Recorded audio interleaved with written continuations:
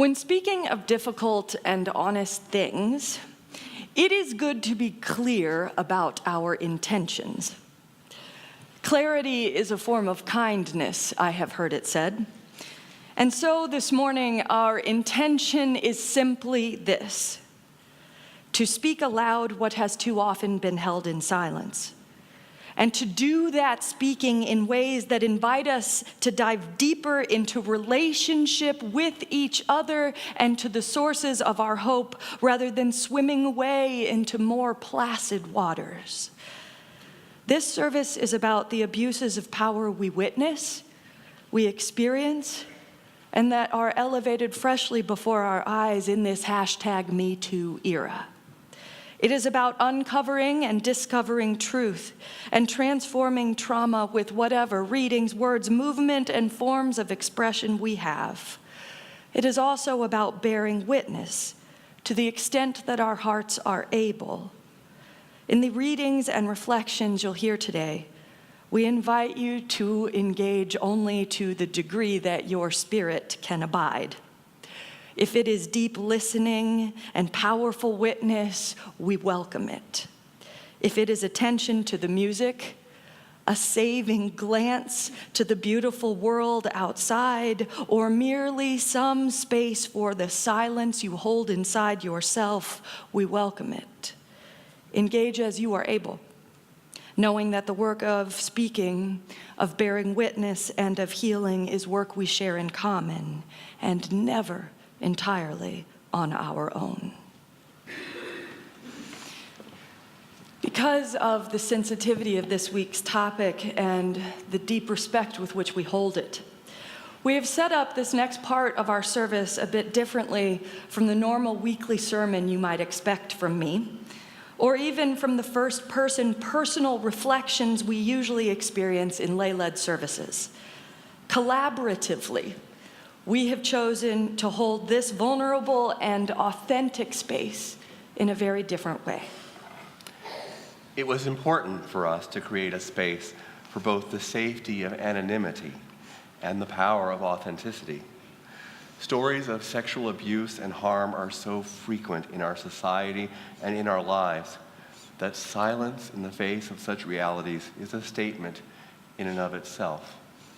And so today, with that deep respect and with a certain emotional spaciousness, we will push back at the silence with words, with movement, with ritual, and with love.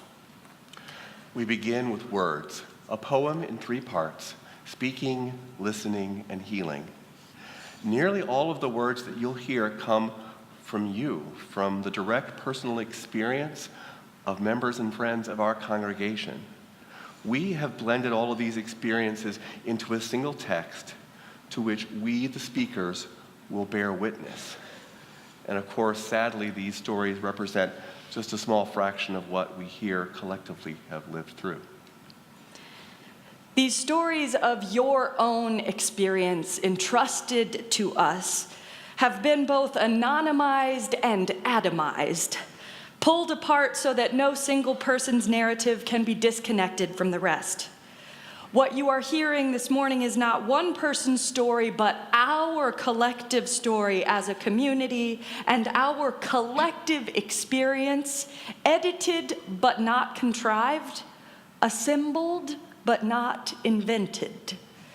At the end of this 3-part poem of our own experience, we'll invite you, if and when you are so moved, to come forward in a ritual, sprinkling salt in a bowl of clear water, salt for tears of what you've experienced, the tears of those you love, the tears you wish you could shed but cannot even now. But for now, we begin with the first of our 3 poetic movements, the speaking that breaks the silence, offered up from the lives and experiences of all those gathered here with grace, with vulnerability, and with trust.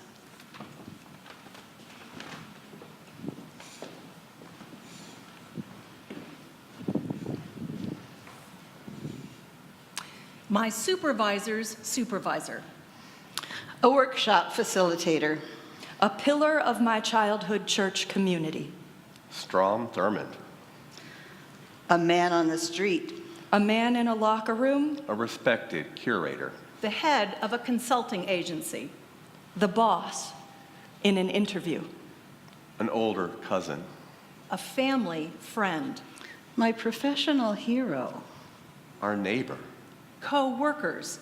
A creep of a boss. My professor. The pastor. Yellow Post-it notes every day on my desk with a number. I knew, but asked anyway. Yes, a rating how I looked in my clothes. A green dress I loved, 10 plus. Never put it on again. Hand down the back of my jeans. A hand going up my dress. Hands running down my long hair. Why, you are such a pretty little thing. Oh, what I could do for you. He would do anything to help me, professionally. He told me he loved me. He told me how much he loved his wife with his hand on my leg. He talked of how our friendship could grow. He came back with only one hotel key. The cake was decorated and constructed to depict a female's naked torso. He pushed me to the ground. He stood too close. He reached out and through my clothing pinched. I was 4. I was 5. My brother was 4. I was a freshman in college. I was 15. I was 8. I remember every detail of that bathroom. Why didn't we tell?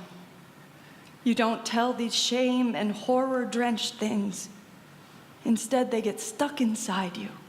Helplessness, Shame. Otherness. separation, A belief that I don't belong with anybody or anything. I didn't protest.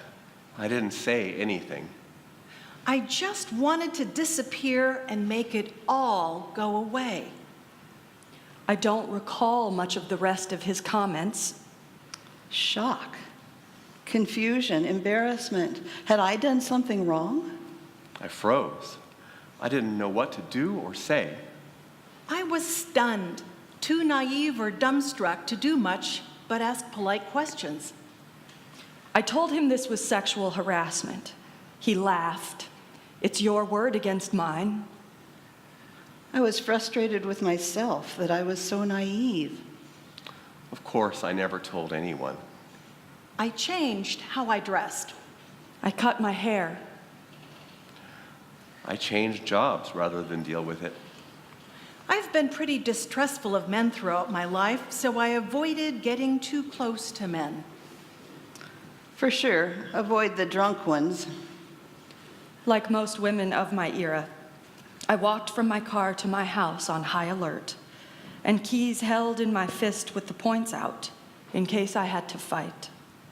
Normal behavior, not paranoia. I changed how I dressed because men on the Hill had zero problem blatantly staring at my chest. Seriously, they never looked me in the eye. I hated working on the Hill. Some people say that they leave their bodies during sexual assault. For me, it was more like my body vaporized. I ceased to exist. For most of my life, in more or less overt ways, I have been vacant. I didn't have a word for what happened to me because I didn't know what it was. Abuse. I didn't have that word. Not for a long time. Where was God during my suffering?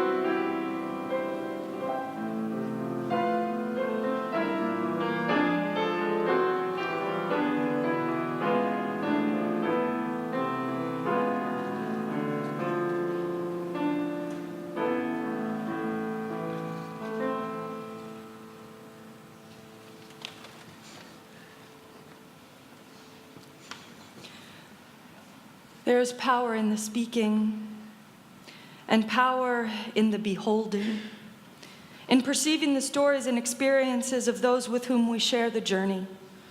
And the work that comes after breaking the silence is receiving the truth, offered with vulnerability, held with grace.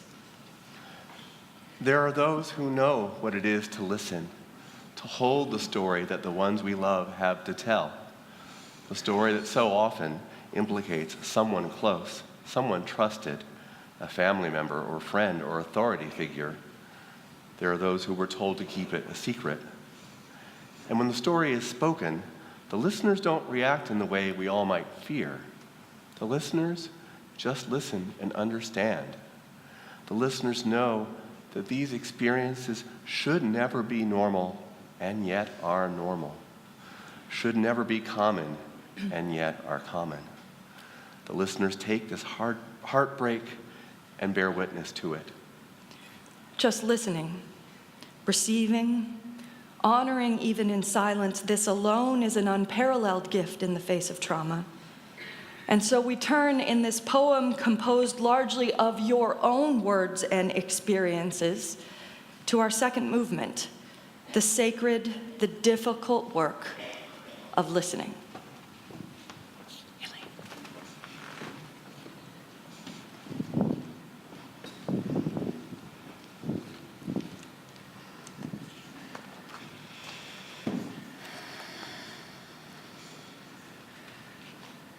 I don't want to know. Why do I have to remember? I don't want to relive it. I feel it in my body, and I don't want it. Can you teach me to believe in my inherent worth and dignity? Are you willing to help me see? Can you believe in the inherent worth and dignity of the perpetrator as well? Believe me, I know how difficult that question is. Me Too has unearthed buried memories and cut through ancient psychological sediment that has trapped us as victims. I told my story to a church group 20 years later. A much older woman said, "You were molested because you were cute. I was molested because I wasn't." I used my intellect to gain power. I got a college degree, then 2 more, the last one a PhD. I was glad my response was to wheel around and make a fist and start screaming at him in profanities, running after him. I led a seminar on women's issues. One day, the topic turned to sexual violence. The first woman to speak said, "My first sexual experience was with a priest." We went around the table. It was everybody, 100%, all of us, survivors of sexual abuse.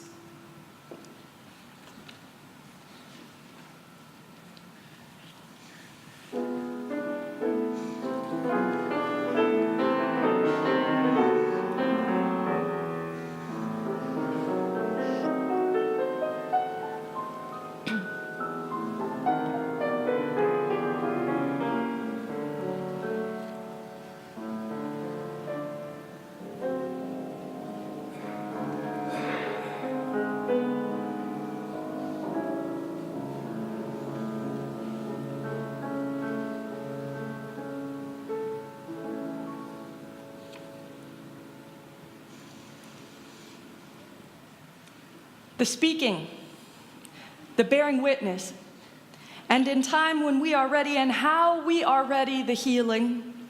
This final section, edited and assembled again largely from your own testimony, from all of your submissions, are your own words for what gives you hope in the midst of it all, the deeper truths that lie at the heart of healing.